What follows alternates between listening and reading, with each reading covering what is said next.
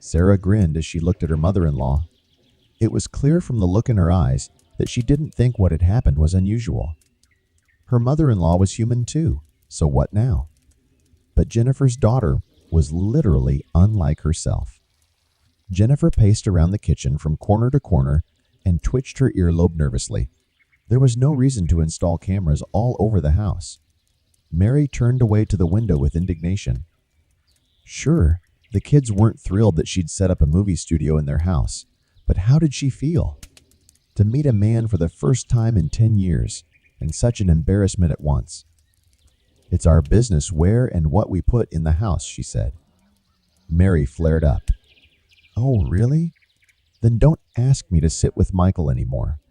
In fact, I'll never set foot in this house again. She jumped up from her chair and left the kitchen. And the story goes like this. Jennifer and her husband were going on vacation. Of course they wanted to spend the vacation together without dragging 3-year-old Michael along. Mom, stay with Michael for a week. Her daughter looked pleadingly at Mary. We've already picked out a hotel and paid for everything. So I'm working, the woman marveled. Even though retirement age had come a couple years ago, Mary had no intention of retiring. She loved her job as a veterinarian. Well, Mom, you wanted to quit anyway. And then we have a vegetable garden. You can vacation at our house. You do realize I can only leave Michael with you. Mary sighed. The vegetable garden, yes, it was a vacation. When her daughter and her husband had bought a cottage in town, the woman had never imagined that they would now spend all their weekends in their beds. Thinking carefully, Maria agreed to her daughter's proposal to quit. And first of all, because of her grandson. Leaving him in the care of her mother-in-law and drinking grandfather was not the best alternative. It's okay. I really should go on vacation. I don't need this job. When John was gone, I was sick of this job, she thought, packing a travel bag with things her daughter might need. Her husband had died 5 years ago, before her grandson was born, and only working at the animal clinic saved her from loneliness. Good afternoon, Mary. No sooner had her son-in-law's car disappeared around the corner than James' neighbor's head appeared over the fence. Good day to you, James. We left you in charge. No kidding. The neighbor suddenly smiled. We should celebrate this event with a kebab and cognac. Mary blinked in surprise, but immediately pulled herself together. I don't mind a kebab, but no alcohol. But later, when I'm done, I have to move the flower bed. And I still have to study with Michael. No problem. The neighbor winked and disappeared behind the fence. Anyway, James had tried several times to win Mary's affections. She was a prominent woman, overweight, and constantly dyed her hair purple. Mary was beautiful. You couldn't pass her by. And the neighbor just lived alone and dreamed of finding a new wife. But Mary had a strict character, and what would the children think? She should retire, do her garden and grandchildren, nothing to look at men. But now she had to take care of her grandson for a week, which meant she had to get to know her neighbor. In case she needed help, and in general, at least a couple of words could be exchanged. 3 hours later, the neighbor was here. Holding a bag of coals in one hand and a basin of marinated meat in the other, James took the brazier out of the shed and began to work on the fire. We'll have to clean it up afterwards so the kids won't say anything. It wouldn't be nice, Mary said worriedly. Don't worry, everything will be just fine. In the meantime, I suggest you take 3 drops for your mood. The neighbor took out a bottle of cognac from his vest pocket. Acquaintance for the sake of acquaintance. Well, if it's 3 drops, the woman hesitated.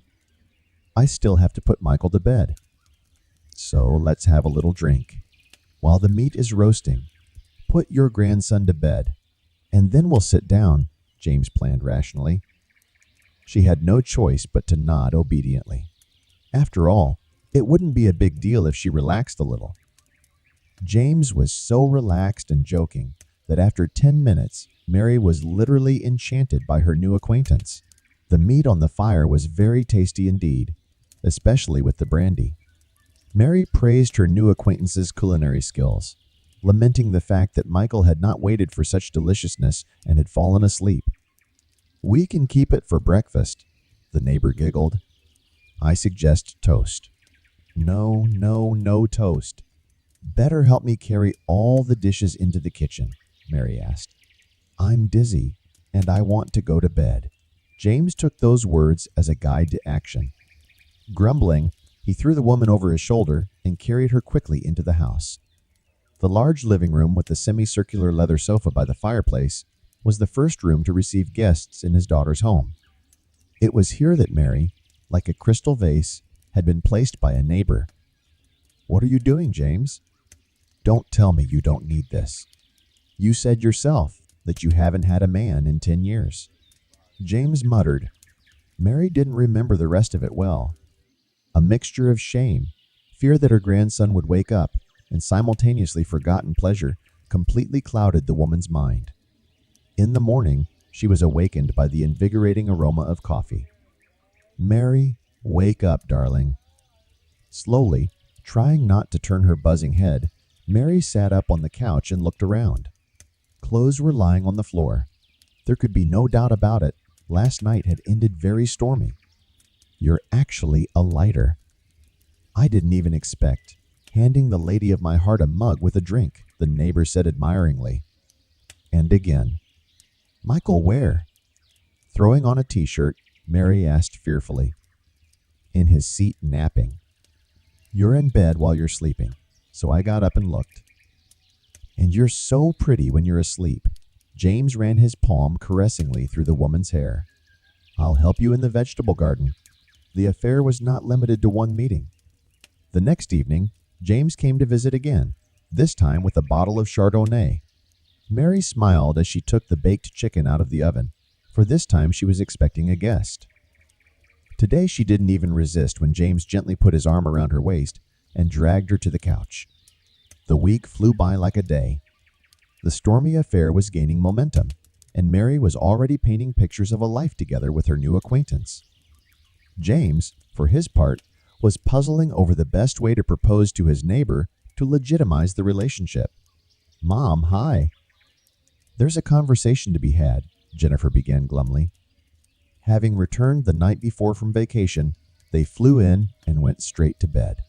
Mary had gotten up early in the morning and had already made brownies to delight the children with her home cooking. She was eager to share the news of her new affair with her daughter, but she was afraid of what her reaction would be. However, things didn't go at all the way she had envisioned. "Is something wrong?" Pouring flavored tea into mugs, Mary asked. "It's happened. I don't even know how to say it." Jennifer got covered in spots. "That's the whole thing. Anyway, we've got cameras all over the house except for the bedrooms, Mom. They're recording all the time, just in case." All the time. The woman began to feel feverish. The daughter kept nodding. And on top of that, once an hour, they send a recording to the security desk. There was an awkward pause. "Come on, you're a Reddit star now." David chuckled, scratching his belly. "Who knew you'd bring your lover straight to our house?" "And you're still pretty, by the way," said the family friend. Mary nobly remained silent. Getting caught on video was something she'd never dreamed of. She silently set the mug of hot coffee on the table and walked out of the kitchen. For almost a week, she sat at home in her small apartment on the 10th floor and looked longingly out the window. To live to see gray hair and be so spoiled. She hoped that at the end of her life, she would be able to try once again to build a family happiness. To finally stop living the interests of her children and other people's gardens. Only right now, the last thing she wanted to see was James. "Mom, open up," came her daughter's voice over the intercom. "They've lost me," Mary muttered sullenly. No wonder no one's picking the vegetable garden. The doors to the apartment swung open, and first a huge bouquet of white roses appeared in the hallway, and then, a little embarrassed, James himself entered. He was unrecognizable. Instead of the work vest his roommate always wore to the construction site, he was wearing a new shirt and a nice striped tie. "What's the matter?" The landlady didn't understand. "Brought it," Jennifer hummed, closing the door behind her. "Our Uncle James has been suffering a lot," she said. "Take him to the lady of your heart." "We can't reach you. You're not picking up the phone. So we brought him here." "Mary, marry me," James whispered, and blushing deeply, looked away in embarrassment. "Marry me." Mary even sat down on the shoe rack in surprise. "We're to marry. We're old now." "What will the kids say?" Jennifer only shrugged her shoulders. "What will the kids say? Mom wants to be happy too. Marry for your own pleasure." Mary clutched the bouquet of flowers in her hands, looked carefully at the servile groom, and nodded with a smile. "Everything that is not done is for the best."